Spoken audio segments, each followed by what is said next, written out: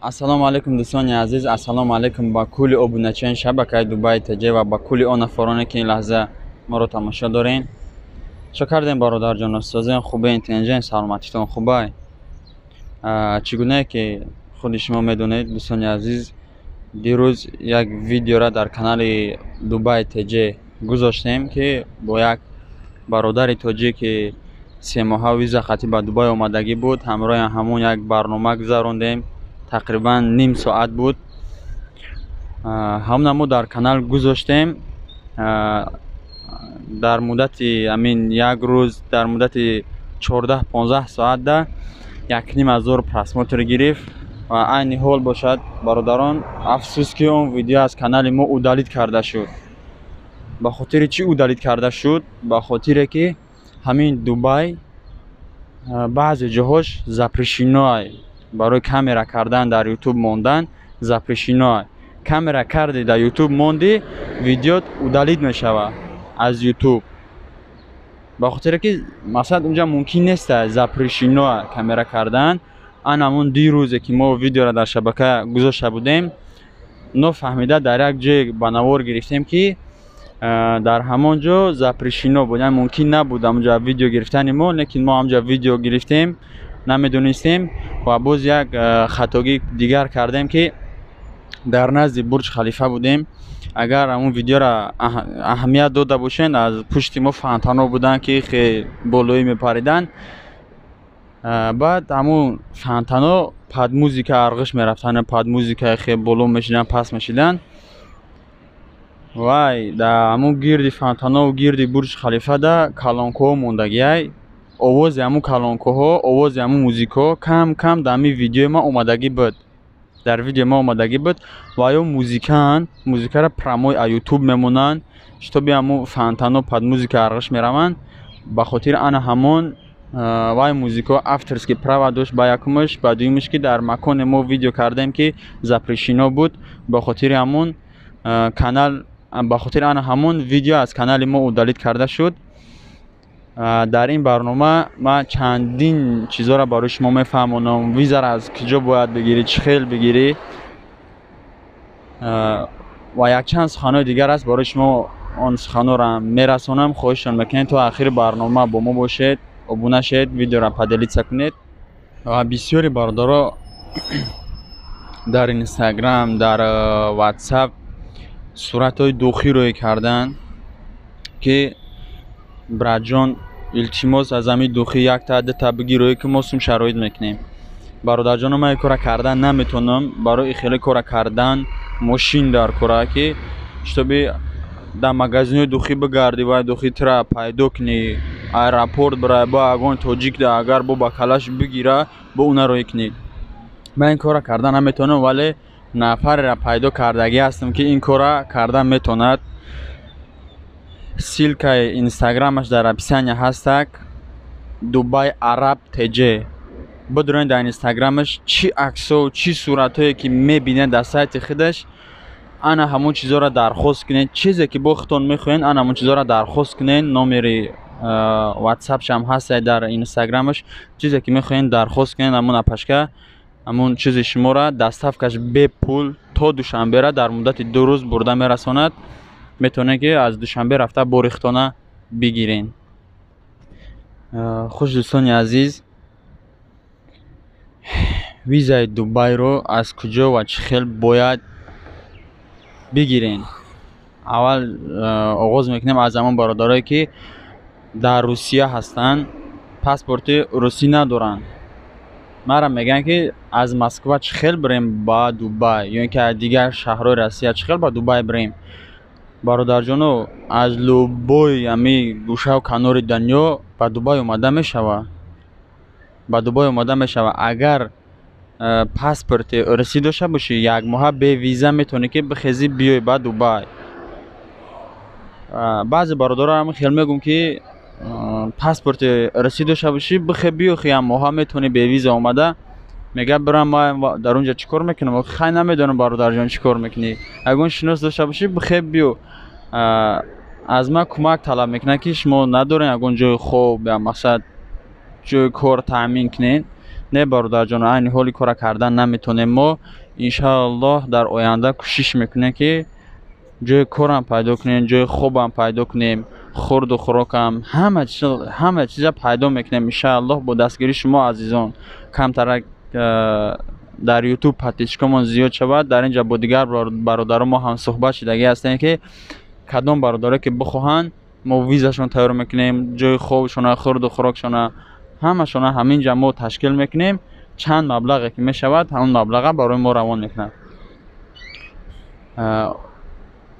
خیلی فهمیدیم برادرایی که پاسپورت ارسی داریم، فهمیدیم میگذاریم به اون برادرایی که در دولت روسیه هستن، عموما در مسکو، در نوسیبیرسک، در کجایش که هستن برادر جانا پاسپورت ارسی ندارین.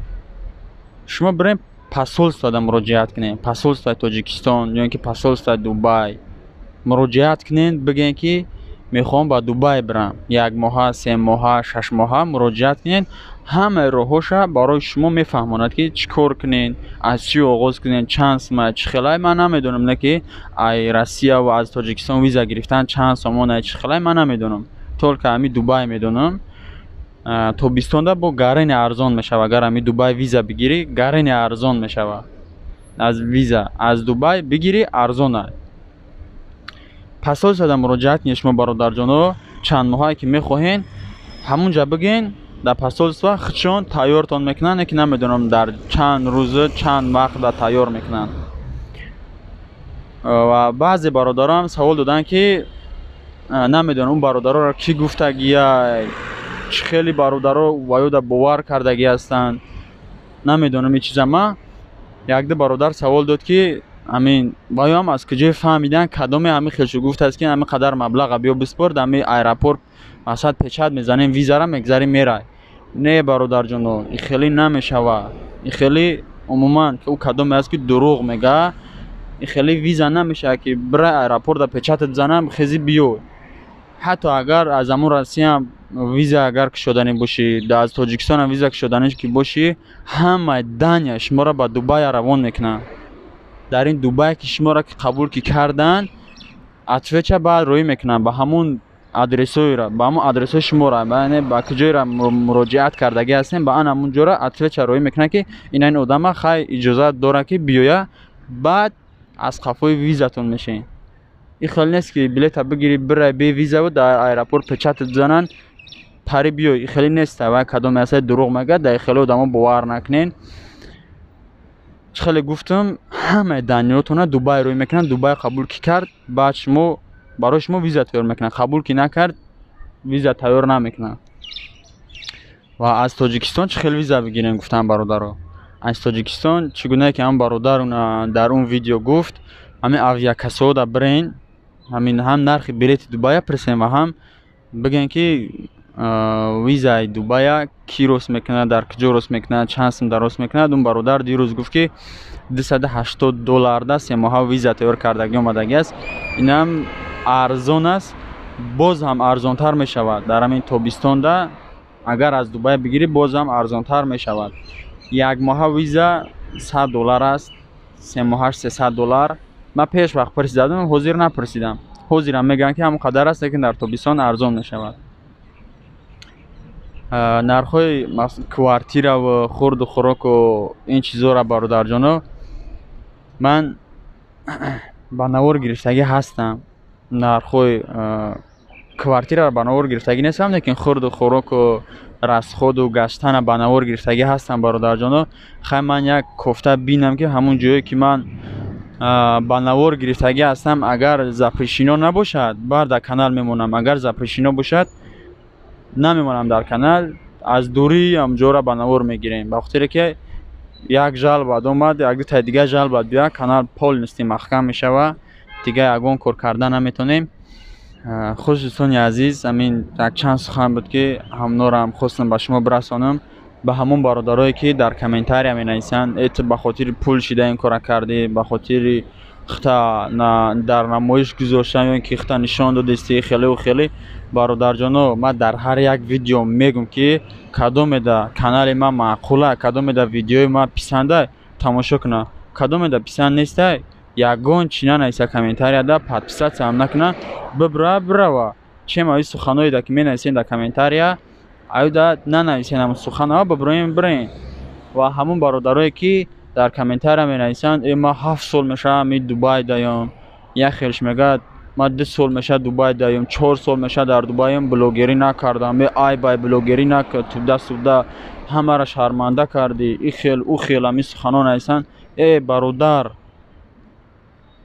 наметавонӣ карда чӣ ҳамин суханҳоро менависӣ дар комментария ё ин ки мегӯянд ки сухани ту дурӯғ ҳамин дирӯз видео монда будем намедонам вай бародаро дар ҳамин Дубай бидан набидан комментарияда нависанд ки агар ягон одам баақл ҳамин видеоро тамошо кунад мефаҳмад ки ҳамаи суханош дурӯғ агар бародар ина ту ростгӯ ҳамаи қонунҳои Дубайя аз мада хубтар медонӣ 7 сол шуда дар ҳамин Дубай гаштаси аз мада хубтар медонӣ чӣ ба набромадӣ як гап занӣ чӣ ба блогерӣ накардӣ чӣ ба видео накардӣ 7 сол пеш хайна 7 сол не 3-4 сол пеш чӣ ба набромадӣ видео кунӣ наметонем бародарҷоно барои блогериам карданам ба худо сабр тоқат дар кора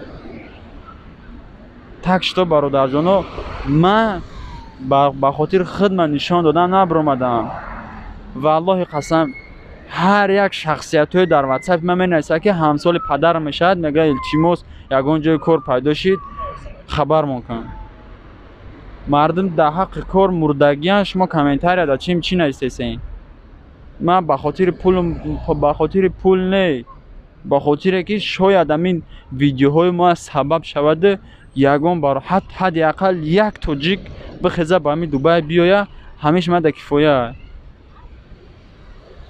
ба хотири ҳамин бародарҷоно илтимосон мекунам ҳамон бародарое ки дар ҳамин Дубайен медонед дар комментария ҳарчи менависен ай ӯ суханҳо да биен инҷа дар бари ман бишинен чӣ кор мекунен дар Дубай ҳамаша нақл кунем ба ҳамин бародарое ки дур аз ватананд штоби ягон чи аз худшон кунанд ягон ба ҳамин суханҳои ту ягон чи биомӯзанд ягон роҳ биёванд биёянд ба Дубай зиндагишонро хуб кунанд комментарияда чӣ менависӣ брат и ҳама ба хотири мардуми тоҷик кардесам ба хотири ҳамватанои худм кардесам ба хотири хидмат намоиша кардесам фаҳмидем